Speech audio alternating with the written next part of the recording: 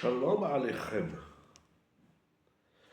Je voudrais vous partager une idée fondamentale et extraordinaire.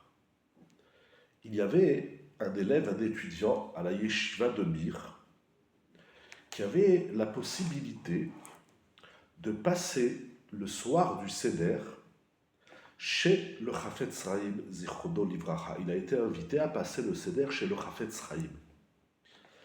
Mais il avait un doute. Est-ce qu'il est préférable de passer le Seder avec son père ou bien avec le Chafetz Chaim? Il était embêté. Est-ce que je vais chez le Chafetz Chaim, je laisse mon père, ou bien je vais passer le Seder chez mon père?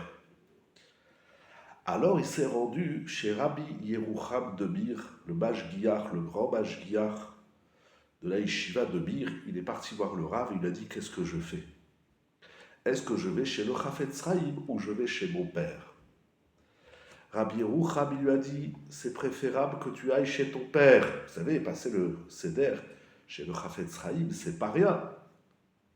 C'était le Gadol Hador. Le génie de Rabbi Yerucham, c'est la preuve. Quelle est la preuve qu'il est préférable de passer le Seder chez son père que chez le Gadol Hador? Et il ramène que dans le livre de Shoftim, les juges, au chapitre 6, nous allons le voir ensemble, il y a quelque chose d'incroyable. Il est dit au Perek Vav, Vaya'asu bnei Israël hara bnei Hashem. Les enfants d'Israël se comportaient mal aux yeux d'Hachem. Alors, il va les soumettre entre les mains de Midian durant 7 ans, 7 années. Et lorsque lorsque les enfants d'Israël ont crié, ça fait 7 ans qu'ils sont soumis à Midian, alors ils implorent Akadosh Baruch Hu. Alors Akadosh Baruch Hu, il va leur envoyer un prophète. Vaishlach Hashem ish navi el bnei Israël. Ce navi-là, ce prophète, nous dit Rashi, c'est Pinchas, Zehanavi ou Pinchas. Et il va leur dire, de la même façon que j'ai fait remonter les enfants d'Israël de l'Égypte, alors je vous sauverai à vous aussi. À la suite de ça, il y a un ange, un malach qui vient et qui se présente à Gid'on. Et il lui dit, Vaïra elav malach Hashem, là on est au verset 12, chapitre 6, les juges, verset 12. L'ange se dévoile à Gid'on et il lui dit, Vayomer elav Hashem imecha, Dieu est avec toi. Alors Gid'on, il a une réaction intéressante et il lui dit, Vayomer elav Gid'on, Veyesh Hashem imanu.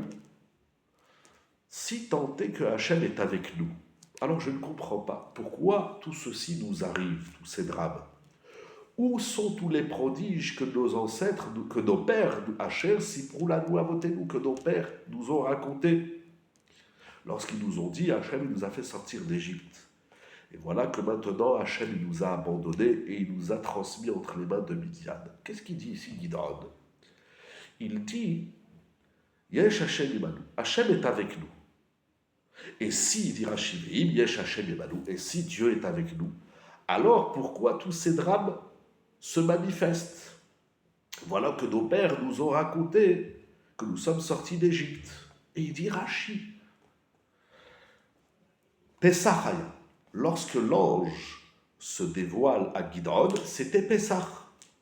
Et il lui dit, Gid'on dit à l'ange, Emesh ikrani abba et ha'alel. L'année dernière, mon père, il m'a lu le Hallel. Et il m'a dit, Metzet Israël mi Mitzraïm. Il m'a raconté toute la sortie d'Égypte.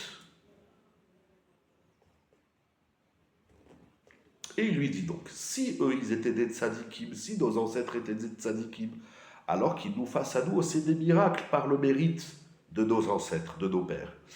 Et si c'était des réchaïm, des impies, eh bien de la même façon qu'à eux qui étaient impies, il leur a fait des miracles, eh bien à nous aussi, même si on est des réchaïm. Donc Gid'on, il dit Rabbi Yerucham la chose suivante. Gidon, il était Gibor Echaïl Be Israël. Il était l'homme puissant de l'armée d'Israël. Et il connaissait toute la sortie d'Égypte. Et pourtant, il note et il précise que tout ce qu'il a appris, c'est de son père. Comment il dit Rashi? Et Mesh Ikrani Abba et Haalel. L'année dernière, mon père il m'a enseigné le Hallel. Donc nous voyons qu'il y a une importance particulière d'écouter et d'apprendre la sortie d'Égypte de la bouche de son père. Par conséquent, Rabbi Yerucham va dire à cet élève, il est préférable que tu passes le Seder avec ton père plutôt que de passer le Seder avec le Gadol Hador. C'est tout simplement incroyable. De là, Rabbi Yerucham va développer une idée fondamentale, c'est que la Emouna, la foi en Akadosh Baruch Hu, qui va passer par notre recherche personnelle, comme c'est dit dans les psukim, il va ramener des mefarshim comme Rabbeinu Bechaye, mais on voit que la Emouna, la foi en Akadosh Baruch Hu, elle passe notamment et également à travers l'enseignement du Père. Son petit-fils, Rabbi Israël Lebovitch, il rappelle un pasouk dans Devarim, chapitre 13, verset 7, dans lequel il est dit que si jamais quelqu'un vous détourne et vous dit « Viens, on va faire une faute, une avera », notamment la avodazara, l'idolâtrie. Viens, on quitte le système de la Torah, de Dieu, d'Hachem, et on va se comporter comme les idolâtres. Et il lui dit, donc si l'incitateur dit « Vena'avda Elohim acherim », nous allons servir des dieux étrangers, Asher lo yada'ata ata va'avotecha, que toi et tes pères ne connaissent pas. Et il dit Rashi quelque chose d'incroyable. Davar ze gnai hu lecha. C'est ici quelque chose de dégradant. Car même les Umot, même les nations, n'abandonnent pas ce qu'ils ont reçu en transmission de leur père, Maché Masrou Avotehem, Veze Omer lecha Azov Maché Masrou lecha Avotecha. Comment tu te laisses inciter par celui qui te dit d'abandonner ce que ton père t'a enseigné, chose que même les nations ne font pas. C'est tout simplement incroyable, il faut encore bien évidemment développer cette idée. Donc la fête de Pessah, c'est la fête à travers laquelle on affirme et on renforce les liens parents-enfants, parce que les parents ont beaucoup à nous enseigner, à nous transmettre quant à la foi, à la Emouna Bakadosh Baruch Hu. Ne soyons pas pires que les goyim qui ont cette tradition. Ils gardent en eux ce qu'ils ont appris de leurs ancêtres, même si c'est tordu. Mais dis-moi, mon père, il m'a dit, je fais. Eh bien, renforçons-nous dans cette idée. Bien évidemment, à la condition que les parents, ils mangent kasher, bien évidemment, à la condition qu'ils fassent Pessah. Si chez les parents, il y a du Hametz, si chez les parents, il y a le téléphone et la télévision qui sont allumés pendant le Seder, c'est une autre question. Chacun, il se tournera vers son rave pour lui demander qu'est-ce qu'il doit faire. Mais le principe est qu'on ne se défait pas de ses parents. C'est la fête de Pessah, dans le shalom, dans l'harmonie et dans le sourire, en famille.